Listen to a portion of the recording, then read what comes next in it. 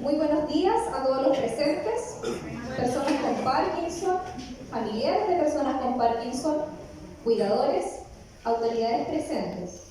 Mi nombre es Carla Moldata, kinesióloga del Centro Comunitario de Rehabilitación San Lázaro, y hoy tengo la grata misión de saludarlos y presentar brevemente lo que será esta bella jornada. Un día como hoy, en 1997, la Organización Mundial de la Salud, la OMS, declaró el día 11 de abril como el Día Mundial de Parkinson, coincidiendo con el aniversario del nacimiento de James Parkinson, neurólogo británico que en 1817 describió la enfermedad y en aquel tiempo la llamó parálisis agitante. Este es el motivo que nos convoca hoy: poder mirarnos a los ojos, conocernos y compartir una jornada de reflexión, autocuidado y alegría para poder conmemorar este día. La agrupación de autoayuda Abriendo Puertas, conformada por personas con Parkinson, sus familiares y amigos, nace en el año 2013 con el sueño de ser un espacio de apoyo mutuo, de consejo, que brinde ánimo y energía para vivir de manera saludable el Parkinson. Y tras 2 años nos hemos identificado como un grupo de amigos, como una familia, y nuestro lema es vivir el Parkinson. A continuación, dejo con ustedes al presidente de nuestra agrupación, don Patricio Maturana, para que nos brinde unas pequeñas palabras.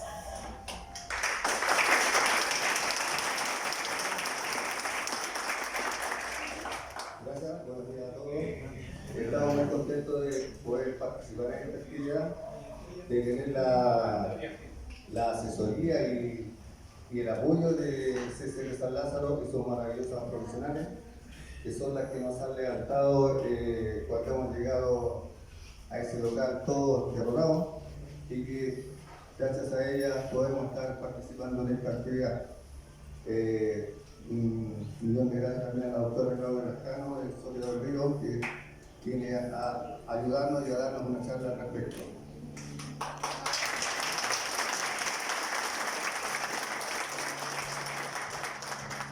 También agradecimiento a la señora Patricia Díaz, presidenta de la Red de Salud Comunitaria de Copiapó, la cual ha sido un gran apoyo para nuestro grupo. Incluso en época de pandemia nos apoyó con caja de mercadería para algunos de nuestros socios, y gracias a ella pudimos hacer charlas sobre Parkinson por Zoom, pese a que mi ser decía que no, a nadie le interesara, y ella, por su sabiduría, por su sapiencia, me dijo que sí, y gracias a ello logramos hacer una charla muy interesante con harta gente, digamos, por la vida. Así que, señora Patricia, agradecido también.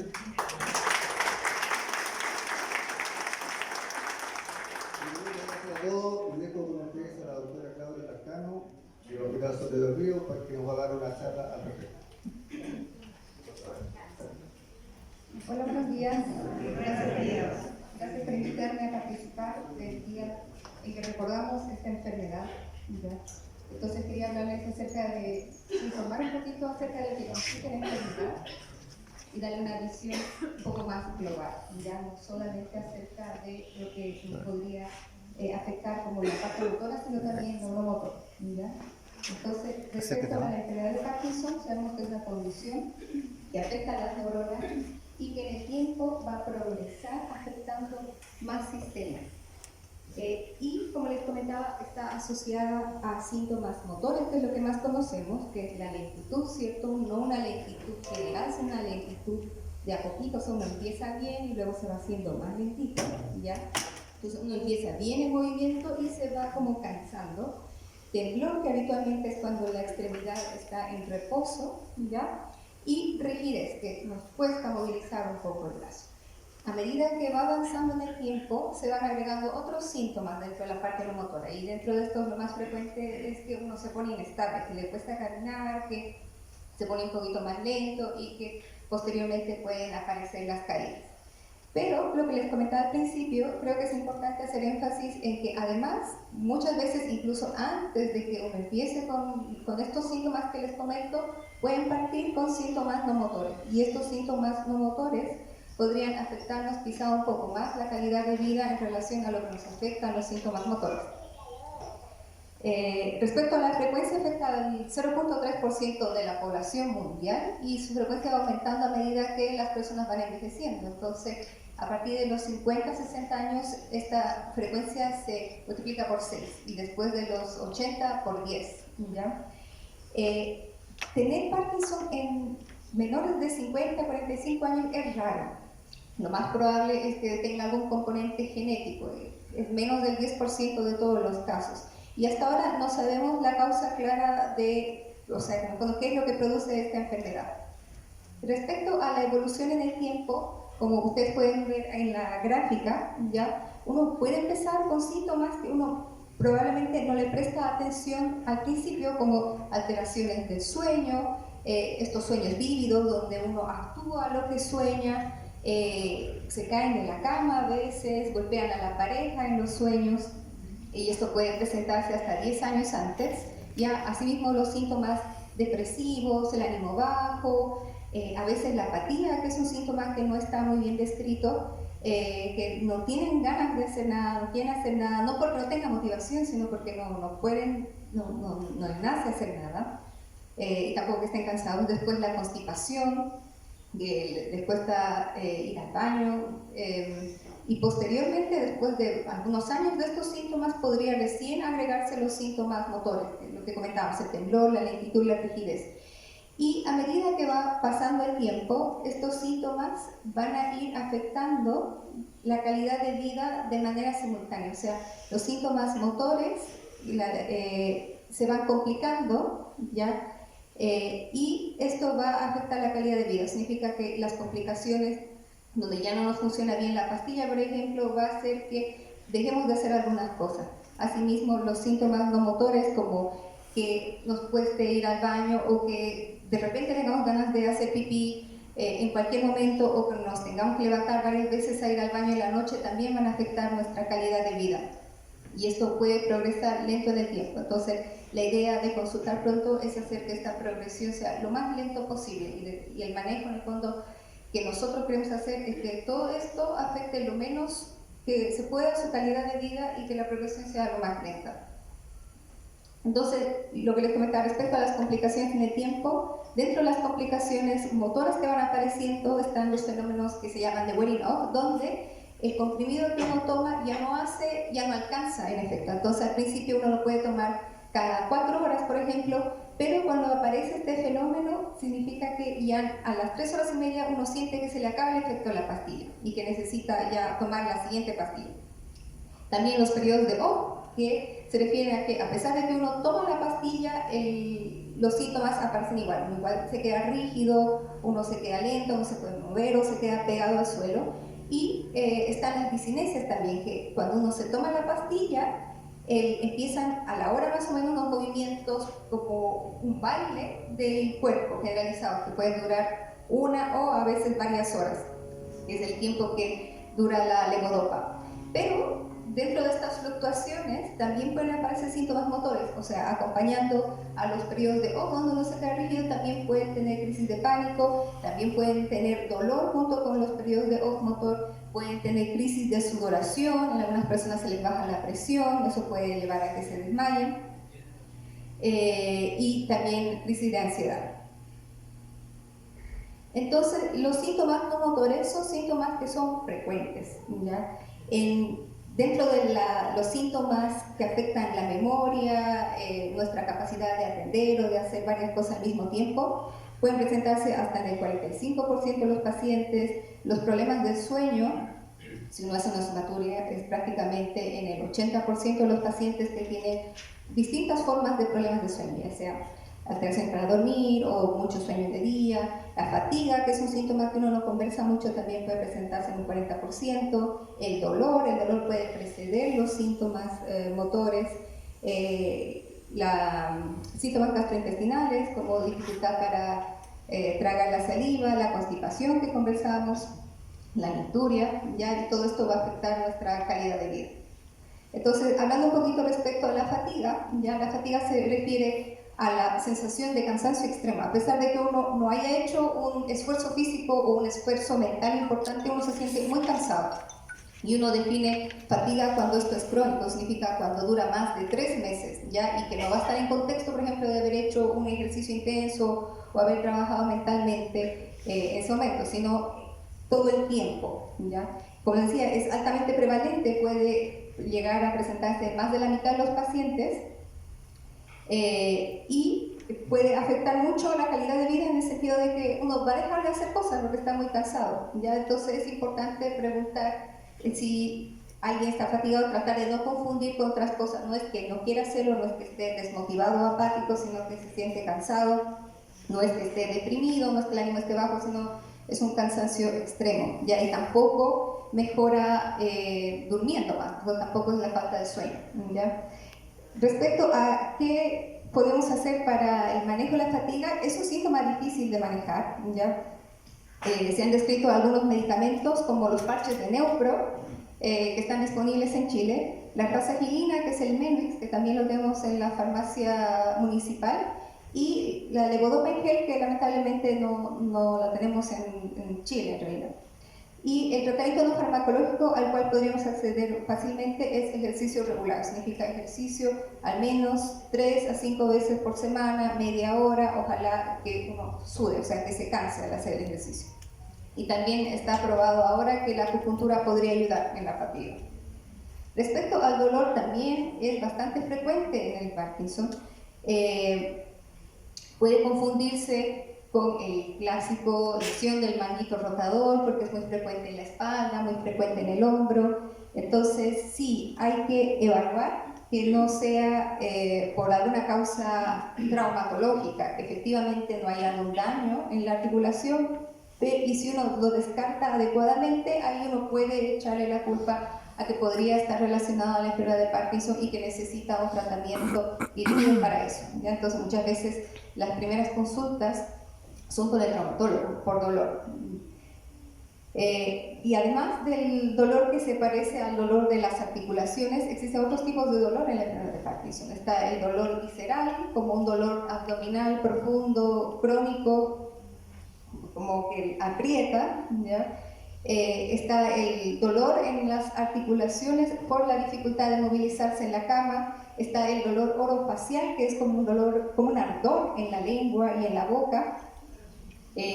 Hay dolor asociado al uso de algunos medicamentos como el pramipexol, que es dolor como quemante en las piernas, asociado a hinchazón de las piernas. Entonces ahí vale la pena revisar que el pramipexol, por ejemplo, no le esté produciendo esta molestia. Hay dolores que parecen como radiculares, como cuando uno tiene ciático y le aprieta y le cuesta caminar también. Y en relación a las fluctuaciones, o sea, cuando uno le pasa lo que les comentaba antes, que se está acabando el efecto del medicamento, puede presentarse dolor. Y en estos casos, ¿qué es lo que se puede hacer? En caso de cuando se le está acabando el efecto del medicamento o el fenómeno de wearing off que les comentaba, se puede usar medicamentos que tengan liberación prolongada, como el parche de rotigotina o neupro, o el pramipexol de liberación prolongada. Se puede dejar antiinflamatorios. En algunos casos donde el dolor es como quemante, se puede usar duloxetina, pregabalina. Obviamente esto conversado con su médico en la atención primaria y también con su médico neurólogo que los está atendiendo en el hospital, ¿ya? Pero sí se debería hacer un manejo más dirigido hacia el dolor, ya no solamente pensar que puede ser algo traumatológico, sino descartarlo y ver qué se puede hacer. A veces regulando un poco más los medicamentos podría mejorarse ese dolor. Respecto a las alteraciones de sueño, lo que les comentaba es un síntoma muy frecuente, ya sea en relación directa a la enfermedad del Parkinson. Se puede producir insomnio, uno le cuesta quedarse dormido, insomnio del que despierta varias veces en la noche, la somnolencia diurna, que es muy frecuente, a veces relacionada a los mismos medicamentos, las alteraciones de conducta del sueño REM, que lo comentamos al principio, que puede presentarse hasta en el 40% de los pacientes, y el síndrome de piernas inquietas, donde cuando uno se recuesta o cuando está en reposo necesita movilizar las piernas porque les molesta, les arde, sienten calor, es una molestia rara, pero pasa cuando, sucede cuando uno está recostado en reposo y mejora movilizando las piernas. Este síntoma es frecuente en la enfermedad de Parkinson y uno debería comentarlo porque eso podría producir insomnio y tener un mal sueño en la noche. Y causas indirectas del insomnio o de la alteración del sueño en el Parkinson: necesitar ir varias veces al baño, ya esto va a fragmentar el sueño y finalmente uno va a tener un descanso reparador. Las personas que tienen Parkinson tienden a roncar más y a hacer apneas del sueño. La depresión, la ansiedad pueden producir que uno no pueda quedarse dormido, y algunos medicamentos como el pramipexol y algunos fármacos que actúan como agonistas dopaminéticos, pero principalmente el pramipexol, que lo tenemos en la canasta GES, puede producir sueño. De hecho, en algunas personas que tienen Parkinson y que empezaron muy jóvenes, se puede iniciar pramipexol, pero teniendo en cuenta de que si manejan, por ejemplo, quizás no sea el tratamiento ideal para empezar. Entonces, ustedes conversen con su neurólogo, comentar si manejan auto, pramipexol no sea la mejor idea. ¿Ya? También algunos medicamentos que nosotros usamos como antidepresivos o la rasaquilina activan, por lo tanto ese tipo de medicación ojalá usarlo en el día y no en la noche, porque también podría alterar su sueño. ¿Qué cosas podríamos hacer para mejorar el sueño? Una adecuada higiene del sueño, ya es importante en la población en general que padece de insomnio. Con buena higiene del sueño podría mejorarse hasta un 60-70%. Eso significa dormir siempre a la misma hora, ojalá dormir la misma cantidad de horas, de lunes a domingo, tratar de no usar pantallas en la noche, ya que la luz de las pantallas, especialmente de los celulares, hace que el cerebro piense que todavía es de día. Ya, entonces la luz despierta al cerebro y hace que no pueda segregar la melatonina, que es lo que necesitamos para dormir. Tratar de no comer pesado en la noche, el ejercicio ojalá no sea muy tarde en la noche también, ¿ya? Y respecto a cosas, ya fármacos que podemos usar y que, como les contaba, debe ser conversado con su médico de la atención primaria y su neurólogo. Se puede usar melatonina o quetiapina. En algunas personas que tienen este trastorno de sueño REM, donde todos sus sueños, la melatonina es tratamiento de elección y asimismo el clonazepam.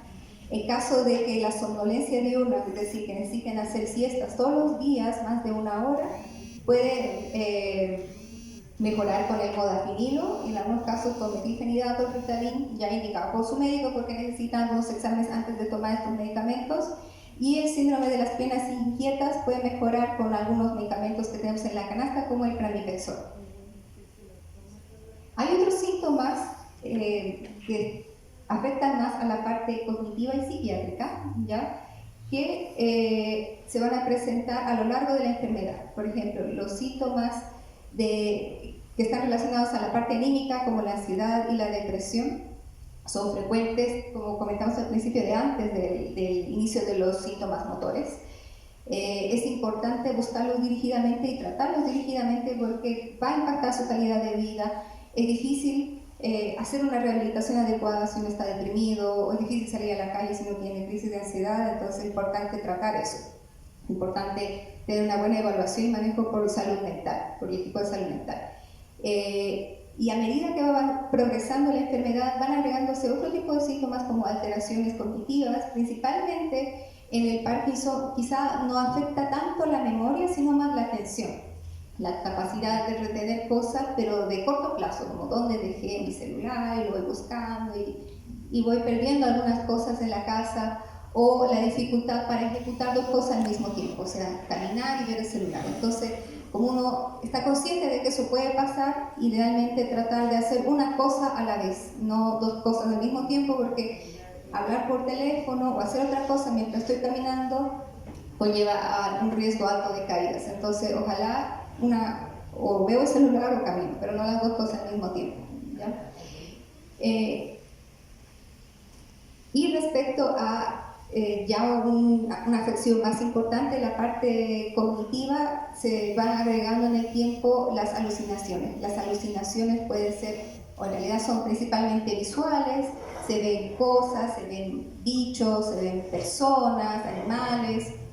Habitualmente estas alucinaciones no nos atacan, no hacen que la persona se asuste, pero uno la puede ver y sabe que no es real.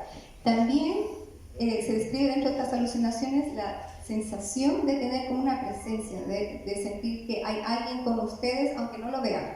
Eso también cuenta, ¿ya? Ojo ahí con los medicamentos, que nosotros como médicos tenemos que revisarlo porque hay algunos que, si bien podrían causarlo, ya también podrían empeorarlo. O sea, ya cuando está avanzada la enfermedad, nuestro cerebro es más susceptible a que un medicamento que en otra persona no le va a producir estas cosas, a él o a ella sí le produzca. Entonces, hay que tener cuidado con los medicamentos. Y si está pasando esto, hay que comentárselo a su doctor, ¿ya? Porque aunque no nos molesten, no es normal, necesita o ajustar la dosis de medicamentos que está usando o agregar algo nuevo. Bueno, dentro del manejo de estos síntomas, lo que les comentaba, ajustar la medicación en caso de que tengamos alucinaciones, avisar a su médico para hacer algunos estudios, descartar que no sea otra cosa. Respecto a los síntomas anímicos, ojalá hacer una evaluación y un manejo multidisciplinario. Evaluación por salud mental, rehabilitación con psicoterapia, con una psicóloga, en el fondo hacer un manejo dirigido. Respecto a la parte cognitiva, probablemente aquí es donde juega un papel muy relevante hacer terapia ocupacional y todo lo que es la rehabilitación, ya que prácticamente es parte, el segundo pilar, además de los medicamentos del manejo de la enfermedad de Parkinson, va a ser importante. Rehabilitación cognitiva, estimulación, hacer ejercicios que estimulen la atención y la mente, y el apoyo de la familia. El apoyo de la familia está demostrado que va a hacer que las personas se activen. Entonces, la interacción social va a hacer que mejore la atención y la memoria. Respecto a otro síntoma que es relativamente frecuente es la baja de presión en Parkinson. Entonces, a medida que también va a progresar la enfermedad, la presión arterial ya no se regula bien, entonces tiende a bajarse. Entonces, la presión, si uno se levanta de golpe, por gravedad va a tender a bajar del cerebro. Entonces, es importante que uno se levante de a poco, ya, para que le dé tiempo a su cuerpo a regular esa presión, ya, estar bien hidratado, especialmente en épocas de calor, verano, primavera, necesitan tomar al menos 2 litros de agua por día, ya, y el resto del año también, o sea, hay que hacerlo, ya, pero en verano y en primavera sí o sí, porque por el calor uno tiende a deshidratarse y eso hace que baje el volumen de sangre ya en nuestros vasos y eso va a hacer que se baje más fácil la presión. Otra cosa importante es que los pacientes que son hipertensos, idealmente usar sus antihipertensivos en la noche, porque como existe esta alteración de la presión, cuando uno está recostado, la presión tiende a normalizarse o aumentarse. Entonces, ideal conversar con su médico del consultorio para tratar de llevar los medicamentos de la presión a la noche y el día tomar mucha agua y no tomar esos medicamentos. No es bajar la dosis de medicamentos, obviamente no lo tienen que hacer ustedes por su cuenta, tienen que conversar con su médico, pero sí sería una opción para evitar que esto pase. Si a pesar de estas medidas, que habitualmente ayudan a la mayoría de los pacientes, un 70% de los pacientes persisten presentando estos desmayos porque se levantan rápido y se baja la presión, se pueden dejar otros medicamentos que ahí podríamos conversarlo con sus médicos, que son cápsulas de sal que se van a preparar, y en algunos casos muy acotados, fármacos que se llama Gutron, que sirve para subir la presión. ¿Ya? Pero eso, en caso que de verdad no se puede manejar la presión, con las medidas básicas que es hidratación y levantarse de despacio. Un síntoma gastrointestinal frecuente es la constipación. La constipación es no ir al baño, en el fondo no hacer caquita más de 3 veces, o sea, en realidad menos de 3 veces por semana. Eso se considera constipación, ¿ya? Es muy frecuente, hasta el 70% de los pacientes lo tienen y necesita un manejo dirigido. ¿Por qué? 1, porque es incómodo. 2, porque en el tiempo se va demostrando que la flora del intestino juega un papel en la enfermedad de Parkinson y en la progresión de los síntomas en el tiempo. Entonces, es necesario asegurarnos de tener al menos 3 deposiciones por semana. Y eso ojalá con buena hidratación, consumiendo fibras, verduras, frutas. Y lo que está estudiado ahora es que deberíamos consumir al menos un probiótico al día. Puede ser Perenteril, Bioflora, la marca que ustedes quieran. Y si no, Chamito. Chamito tiene los suficientes probióticos como para que nos funcione de igual manera. Entonces, ojalá uno todos los días. Respecto a la distensión abdominal, también es importante comentarlo. ¿Por qué? Porque cuando uno tiene distensión abdominal, el intestino, el estómago en el fondo no trabaja lo suficientemente rápido como para digerir los fármacos que estamos tomando. Por lo tanto, a veces el fármaco se queda estancado en la guatita y cuando se mueve se libera todo de golpe. Entonces eso va a producir efectos adversos como la anticinesias, o sea, que hace muy rápido porque no se liberó el fármaco de forma adecuada y después se libera todo el humo y eso va a producir anticinesias, va a producir un pic del fármaco. Entonces es importante comentar que les está pasando eso o que se sienten hinchados o que les cuesta mucho digerir la comida. Es ideal dividir los alimentos en porciones chicas, así al estómago no le cuesta tanto, ¿ya? Y la diarrea, que no es algo que sea muy frecuente en el Parkinson, igual hay que tener en cuenta porque puede estar asociada a algunos medicamentos como el estalego, que lo usamos poco porque no está en nuestra canasta, pero sí, está en Chile y las personas que lo usan algunas veces han descrito que les produjo diarrea. Puede ser en personas que han tenido una constipación tan severa que finalmente la caquita sale por rebalse, aunque se hace espacio para salir. Entonces hay que pensar que también puede presentarse en la enfermedad de Parkinson. Otra cosa bastante incómoda es la cialorrea, significa la salivación excesiva. ¿Ya? Eso puede estar presente hasta en el 40% de las personas que tienen la enfermedad de Parkinson. Es incómodo probablemente de manera social. Y hay cosas que se pueden hacer, entonces hay que consultar con sus médicos, se puede ajustar la medicación, a veces la medicación es muy poquita, entonces necesitamos subirla, pero de acuerdo a lo que diga su médico en la consulta o neurología, a veces se pueden usar PAF de Verodual, que es lo que usamos en el asma, para secar un poquito la saliva, y en algunos casos en que no nos funcionan estos fármacos ponemos toxina botulínica, y esto lo hacemos en el Hospital Sotero del Río. O sea, toxina botulínica en unas glándulas que producen saliva que se llaman las parótidas. Entonces, sí hay cosas que se pueden hacer y sí es importante decir me molesta, ya, para que uno pueda tratarlo de forma dirigida. La disfunción sexual también es un síntoma frecuente, quizá no es espontáneamente conversado con los pacientes, pero sí afecta mucho su calidad de vida. En las mujeres puede producir disminución del líbido, en los varones, además de disminución del líbido, puede producir disfunción eréctil. Entonces es importante comentarlo porque, como les decía, impacta mucho la calidad de vida del paciente, de la pareja.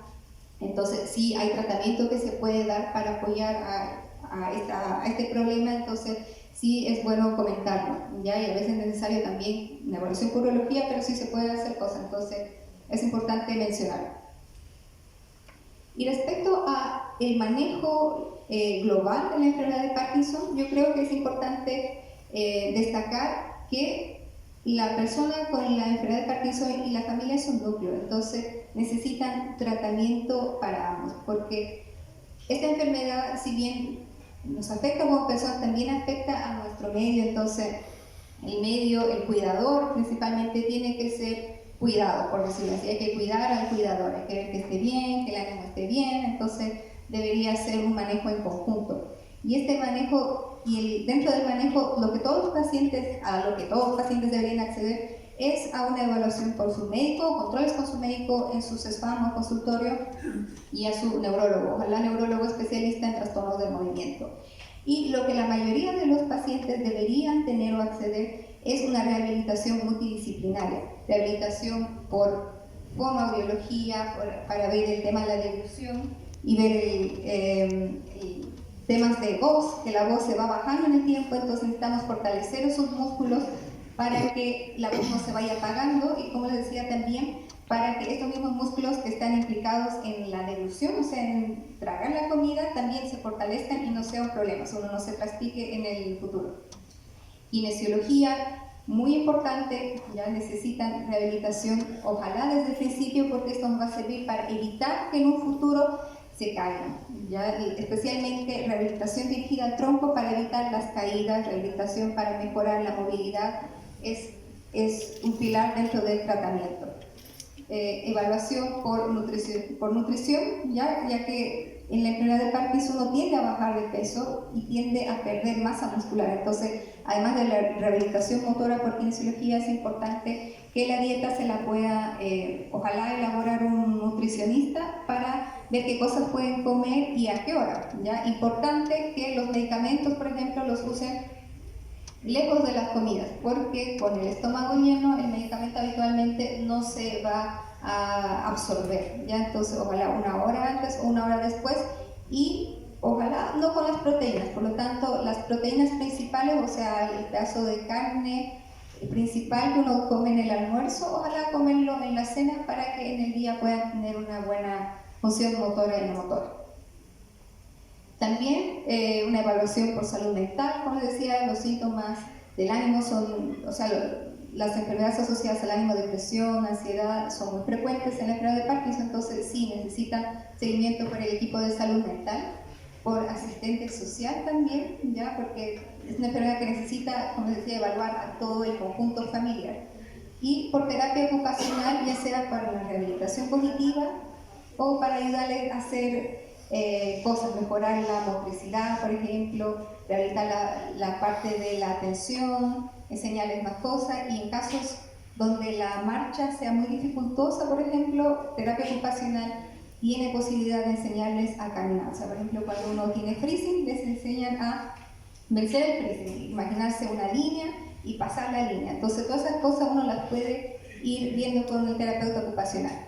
Y probablemente no todos los pacientes, pero a veces es necesario evaluación por broncopulmonar, por el riesgo de neumonía un poco aumentado en las personas que tienen enfermedad de Parkinson, por sexología cuando no se puede manejar con los tratamientos de primera línea los problemas sexuales, por urología, por especialistas de sueño, por cuidados paliativos cuando la enfermedad está muy avanzada. Sería ideal tener apoyo de cuidados paliativos para mejorar la calidad de vida del núcleo familiar y de la persona que está en una etapa ya terminal de la enfermedad. Por gastroenterología, a veces es necesario la evaluación de un gastroenterólogo para ver qué cosas más se puede hacer por la constipación y los problemas de motilidad gástrica, por un fisiatra ideal para dirigir la rehabilitación. Bueno, finalmente comentarles un poco respecto al manejo avanzado de la enfermedad de Parkinson que tenemos en Chile. Está la cirugía de enfermedad de Parkinson, que es la estimulación cerebral profunda, donde se instala un electrodo en la parte profunda del cerebro que se llama núcleo subtalámico para mejorar algunos síntomas. Se mejoran algunos síntomas, es el temblor el que mejora, estos episodios donde se mueven mucho por los pics de la levodopa, y cuando uno fluctúa mucho, cuando está muy rígido de repente o se mueve mucho o se le está acabando el efecto del medicamento, uno podría considerar ser candidato, ¿ya? ¿Y qué requisitos necesita para ser candidato? Principalmente, ideal, pacientes de menos de 70 años en quienes se ha demostrado que existe un beneficio efectivo de operarse. Entonces, no todos deberían operarse, necesitan evaluaciones por neuropsicología para ver, por ejemplo, que la memoria, la atención esté bien. Si eso no está bien, no va a ser de mayor beneficio operarse. Y asimismo, si tiene muchas alteraciones del tronco, es decir, caídas a repetición, también va a ser un poco más complejo la operación. En quienes sí se van a beneficiar mucho, en los pacientes que tiemblan mucho y que el temblor es un síntoma rebelde a los medicamentos que uno toma, y en pacientes que tienen muchos movimientos asociados al uso de la levodopa. Otro tratamiento que está en la Universidad Católica, en este caso, es el AIPU, que no es una cirugía propiamente, ¿ya? Pero sí necesita raparse el cabello, ponerse un marco, que es esto que ustedes ven acá, ¿ya? Para pasar como un rayo que va a quemar ese mismo núcleo que se estimulaba con la cirugía y que va dirigido principalmente al temblor. Entonces, pacientes que tienen temblor en un solo lado del cuerpo, que es muy severo, se benefician de este tipo de terapia. Los pacientes que tienen un parkinsonismo asimétrico. Lo bueno del AIPU es que es menos edad dependiente, no hay un corte tan importante como en la cirugía. Y lo malo es que es unilateral, o sea que es para un solo lado del cuerpo. La cirugía es para los dos. Y otras terapias avanzadas en la enfermedad de Parkinson que todavía no las tenemos disponibles en Chile, pero que se están haciendo las gestiones para traerlas, ojalá que sea pronto, es los medicamentos que se dan por bombas. Son bombas de infusión continua de un medicamento que puede ser apomorfina o levodopa en gel, de manera de que no exista este pico donde uno se toma el medicamento y se sube mucho el efecto y luego se va bajando. Entonces uno está muy bien y de repente muy mal. Entonces es como un continuo. Son medicamentos que funcionan bastante bien, son un poco caros, por eso que ha costado traerlos, pero están en camino. Y en conclusión, la enfermedad de Parkinson es una enfermedad cuya frecuencia incrementa notoriamente a medida que la población va envejeciendo, ¿ya? Los síntomas motores que ustedes conocen son principalmente la lentitud, la rigidez y el temblor, y en el tiempo se van agregando otros síntomas motores más discapacitantes como la alteración de la marcha, la alteración postural, caídas, alteraciones de la voz y de la deglución. Los síntomas no motores pueden encontrarse antes incluso que los síntomas motores y necesitamos tratarlos específicamente porque tienen un impacto importante en la calidad de vida. En algunos casos podrían impactar más la calidad de vida que la lentitud o el temblor. Y el manejo del Parkinson requiere una visión multidisciplinar, es decir, no solamente nosotros con médicos y medicación, sino un equipo completo de rehabilitación constituido por kinesiólogos, terapeutas ocupacionales, por los biólogos y el apoyo, por supuesto, del equipo de salud mental. Eso. Muchas gracias por escuchar.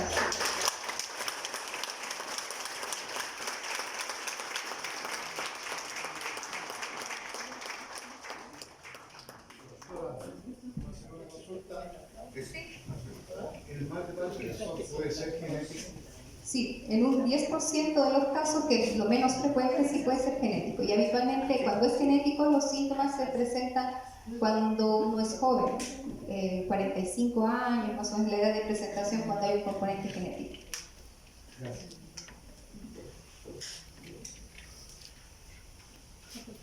¿Alguna pregunta? Algo decimos de... ¿Alguien más tiene alguna pregunta para la doctora? Doctora, mi hermano es su paciente. Sí. Lo reconoce. Mi hermano es su paciente. Usted le indicó porque por la saliva, usted le indicó el PUC. Claro. Pero todavía ya casi un mes y todavía no se lo entregan a él. Entonces, eso se puede comprar, es muy caro porque tiene que autorizarlo la jefa de farmacia para poder entregarlo. Entonces, como yo no puedo venir todos los días, solo queda una funcionaria amiga que ya va a ver si ya está listo. Y creo que cuesta 15.000, me parece, el pago, comprarlo en farmacia. La farmacia municipal no estoy tan segura de cuánto cuesta, pero es raro que se hayan demorado más de un mes en entregarlo. Más o menos como un mes que usted lo vio y no me han llamado. Sí, quizás, sí, mejor, porque este medicamento está en el hospital, entonces podría darme su nombre y preguntar qué pasó con la receta. Esa se traspapeló. O si no, lo podemos comprar. Sí. ¿Había otra pregunta por acá? Sí, normalmente el Parkinson se ve, o se ha visto internacionalmente, se ve por ejemplo en los boxeadores. ¿Se produce también por golpes o es ocasional eso? Sí, mire, es lo que se comenta como el parkinsonismo pugilístico, donde se va a producir una lesión de algunas partes del cerebro que pueden producir alteraciones motoras. Es un factor de riesgo. No es lo mismo que la enfermedad de Parkinson en sí, sino que es otro tipo de parkinsonismo. O sea, el parkinsonismo finalmente es temblor, rigidez y lentitud. Entonces, el parkinsonismo puede darse por tumores, infartos, sangrado, varias cosas. Y una vez que uno descarta eso, ya ahí uno, si no hay ningún otro tipo de antecedente, uno piensa en una enfermedad de Parkinson idiopática, o sea, sin causa. Pero lo de los boxeadores probablemente es un parkinsonismo pugilístico, o sea, por los golpes, que no es lo mismo que la enfermedad de Parkinson. ¿Don Carlos? Doctora, esta enfermedad de Parkinson, la cirugía, ya se está practicando en nuestro país. Sí. Sí. ¿Qué efectos más o menos ha tenido? Mire, la cirugía del Parkinson me parece que se hace en Chile hace unos 8 o 10 años, ya que es el estimulado cerebral profundo.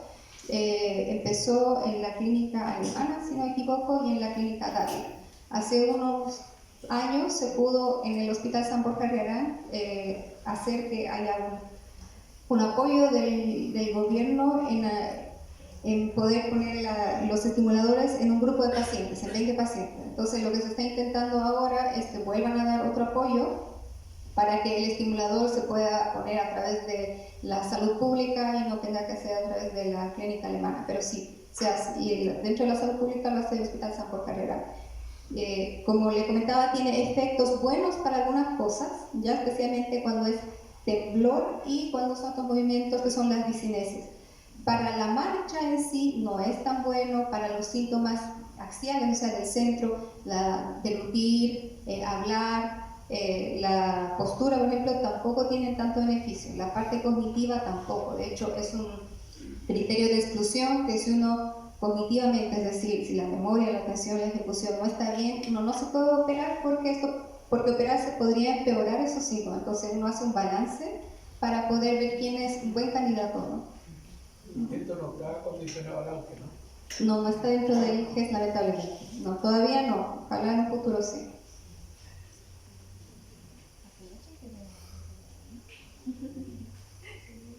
Aprovechen la oportunidad. Aprovechen. Las dudas a veces no hacen a nosotras. Aquí está. Bueno, consulta, doctora, se han dado muchos casos de exfutbolistas con Parkinson. No sé si tendrá alguna relación el estar constantemente golpeando la pelota por la cabeza. Yo creo que va como en los boxeadores, en el contexto de, claro, similar, como parkinsonismo por el exceso de golpes. Sea pugilístico por el boxeo, pero en realidad también aplica a todos los que tienen golpes en la cabeza. Juegan fútbol americano, que tiene mucho golpe, también tiene más riesgo.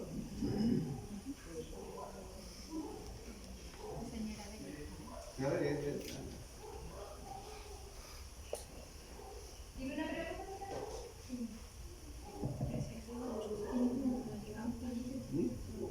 La distonía cervical.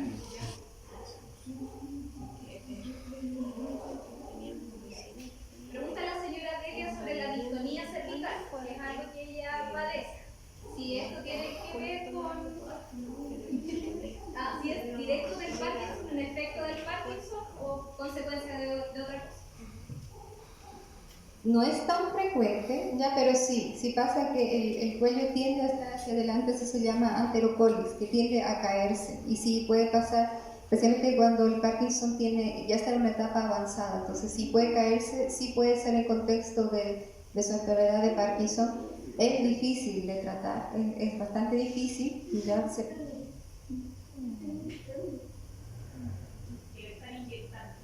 ¿Le están poniendo botox? Sí. Entonces, se puede tratar con rehabilitación, con ejercicios, en algunos casos botox, está bien, y en algunos casos algunos medicamentos que se pueden usar y que ayudan. Sí, pero está bien con la toxina. Ahora, quizá uno no logra el beneficio que quisiera, la mejoría es como bastante modesta, no se mejora tanto.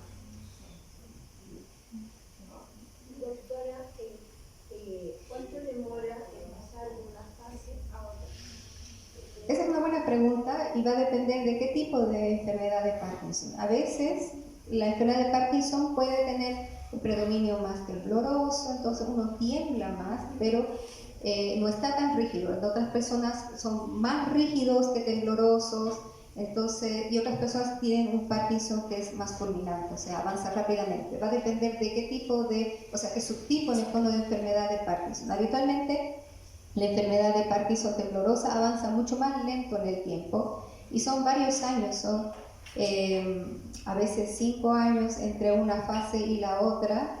Entre la primera fase de la enfermedad de Parkinson, que se clasifica en Coelho, que es algo más médico, pero cuando uno empieza con un síntoma de un lado, pasa más o menos 1 a 2 años para que pase al otro lado. Y cuando tiene los síntomas en los dos lados, pasa al menos 3 años para que 3 a 5 años para que altere un poco la marcha. Y una vez que altere la marcha, ahí uno considera que ya está entrando dentro de la enfermedad de Parkinson avanzada y de ahí pueden pasar 10 años entre que se va deteriorando la marcha ya hasta la etapa final, pueden pasar 10 a 15 años. Entonces, eso sería como lo más frecuente. Porque la persona ya decía, no conseguía trabajo, no podía caminar, no podía hacer nada. ¿Pero ahora camina? Sí. Ya. Pero quizá con tratamiento médico. Hay Parkinson que avanzan más rápido, ¿verdad? Que se llaman de inicio. Yo creo que es un nombre un poco fuerte, fulminante, pero en realidad no es fulminante, sino que avanza, empieza como intenso, ¿no? Y que funciona y que responde bien al tratamiento médico. Doctora, nosotros hemos visto lo que comenta nuestra paciente, sobre todo ahora después de la pandemia. Nos han llegado pacientes nuevos que iniciaron con síntomas muy intensos y asociados mucho al tema emocional. A ansiedad, crisis de pánico. Me acuerdo que usted nos comentaba, ella iba a trabajar, iba en el metro, se sentía pésimo, mal. La familia no sabía cómo, don Arturo también, cómo abordar el tema porque veían que eran como crisis de pánico asociado. Nos contaban ellos el estallido social y después la pandemia y estos síntomas motores muy intensos que les llegaron a tener en silla de ruedas, rigidez extrema.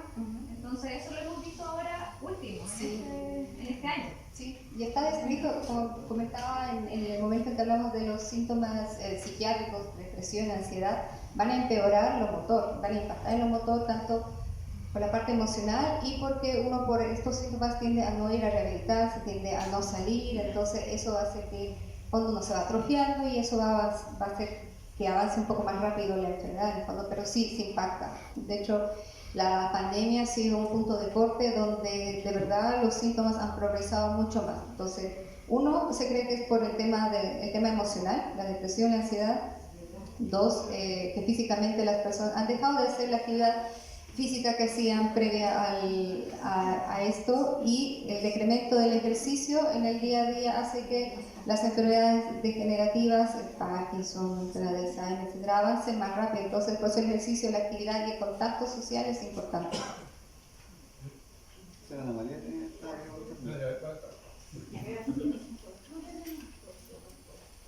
Bueno, mi pregunta va con respecto a los medicamentos, como esposa es un practicante.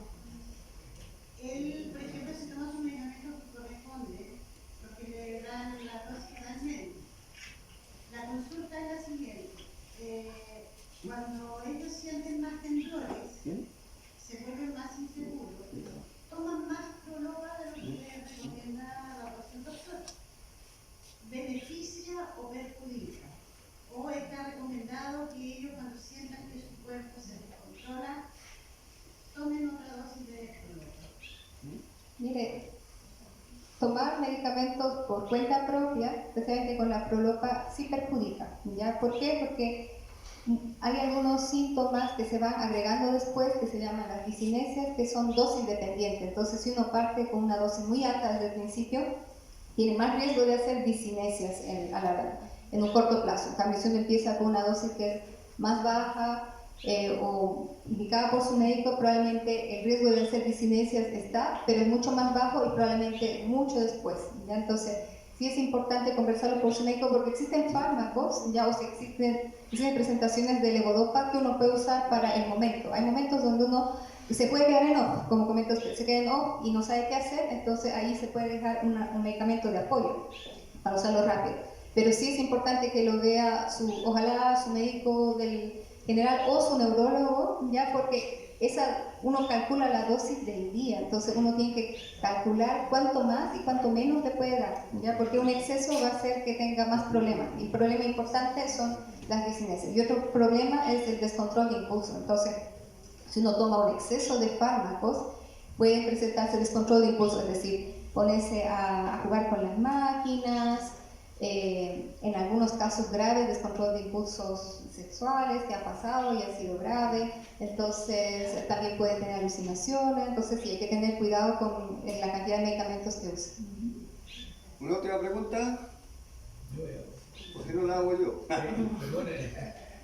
Según la noticia, uno se deteriora cumpliendo con todos los requisitos, digamos, los remedios, la prevención de los profesionales que van cumpliendo, se deteriora el 2% anual.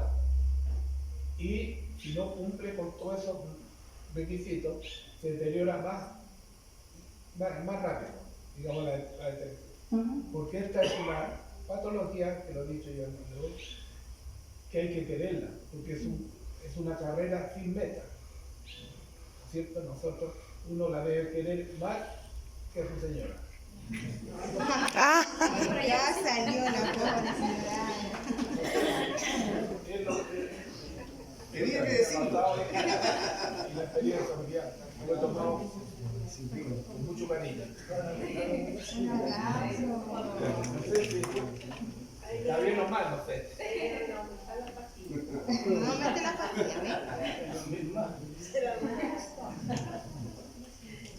Yo creo que, bueno, cuando uno tiene la enfermedad, lo ideal para nosotros como el equipo tratante es que sabemos que no vamos a poder curar, que una vez que se instala va a avanzar en el tiempo. Entonces, ¿cuál es nuestra idea como equipo multidisciplinario? Que sea un avance lo más lento posible, ¿ya? Y que impacte lo menos que se pueda en su calidad de vida, o sea, que ustedes puedan hacer su vida lo más normal posible en mayor tiempo que se pueda. Entonces, ese es como nuestro objetivo principal. Demos las gracias a la doctora Claudia Larcón.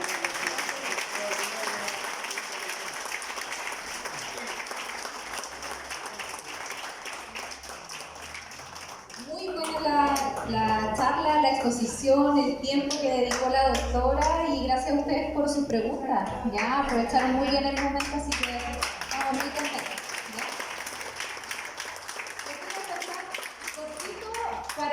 Porque como empezamos más tarde, ¿de qué va a tratar la actividad? Vamos a mantenernos un ratito aquí en el auditorio, después vamos a tener un cafecito que lo tienen preparado los chicos de Parkinson y los cuidadores, y después, muy importante, no se vayan porque tenemos talleres, ya son talleres de autocuidado.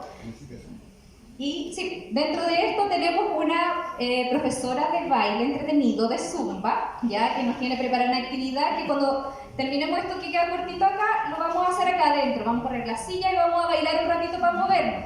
Ya los que quieren van a tomar el cafecito a la vez, pero la idea es que nos movamos, que aprovechemos la clase y podamos bailar. Y después vamos a ir a los talleres. Tenemos 4 talleres, ya para que sepan de qué se tratan y se interesen. Uno es un taller de relajación y estiramientos, ya eso lo vamos a hacer afuera, les vamos a indicar dónde va a ser. Hay otro taller que es de, se llama Qigong, muy parecido al Tai Chi, ya, también es de respiración, relajación, de conciencia corporal. Vamos a tener acá adentro un taller de juegos de mesa, ya, para los que quieran jugar dominó, cartas, tenemos preparada ahí una actividad.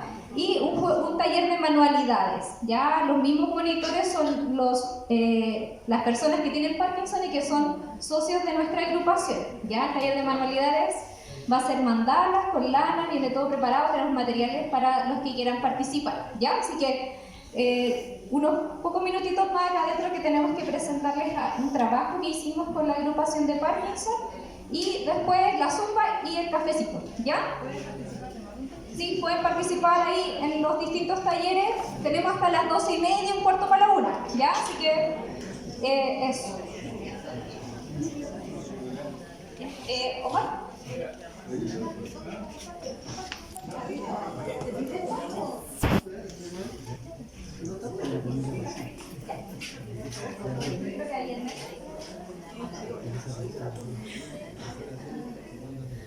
Vamos a poner unos videos, unas imágenes que preparó don Patricio Maturana, que es nuestro presidente de la agrupación y que se dedica de manera ya profesional a los videos, ¿cierto? El modelo que se pasa, ya, bueno. Ya. Vamos a presentar la chica de Zumba tiene que hacer su clase, así que vamos a presentar esto. Después lo vamos a mostrar afuera, ¿ya? Como agrupación de Parkinson y como personas con Parkinson, ya hemos trabajado este decálogo. ¿Conocen lo que es un decálogo? ¿Les suena la palabra? Ya, deca viene de 10, ya, entonces es como los 10 mandamientos, grupos del Parkinson, ¿ya? Y lo trabajamos en equipos conjuntos en nuestras reuniones de la agrupación, ¿ya? Entonces, lo voy a leer para que lo puedan ver y después lo vamos a tener afuera para que lo conozcan. Número 1, mantente siempre físicamente activo.